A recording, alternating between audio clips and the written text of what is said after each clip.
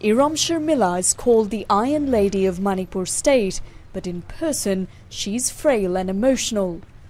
She has been on a hunger strike for 11 years and has spent most of it under arrest on charges of trying to commit suicide. She is force-fed through a nasal drip. Irom is campaigning against the might of the Indian military, demanding the government abolish the controversial Armed Forces Special Powers Act that gives the army here sweeping powers to fight a separatist insurgency. Innocent civilians have disappeared. Even students have disappeared. They have been accused of being insurgents and then they just disappear. The act gives the military extraordinary rights to use lethal force and almost total immunity from prosecution. Many accuse the army of abusing those powers, like this man, who says he was detained and beaten without any charge. Years later, he is still too afraid to reveal his identity.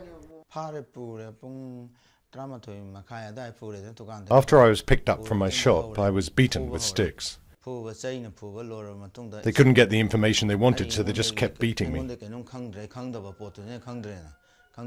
I was stripped naked and they hung me upside down over a drum of water, and they kept dunking my head and body in it.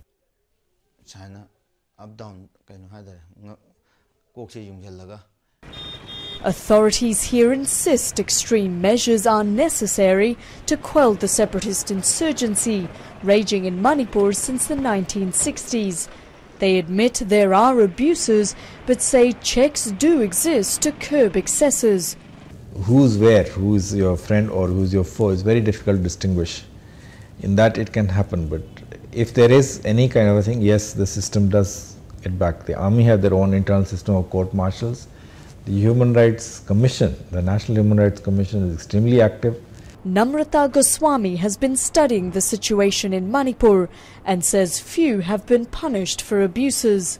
There has been cases, I mean the famous case is a 2004 case in Manipur where a woman was, it has not been proved as yet, but the evidence shows that the woman was raped and the army personnel used the Armed Forces Special Power Act to have some kind of immunity. So yeah, women and children are one of the most affected by this act. Under increasing pressure, the government has lifted the act from the capital Imphal and the surrounding valley. But nobody knows what is happening in the remote hills and districts of Manipur.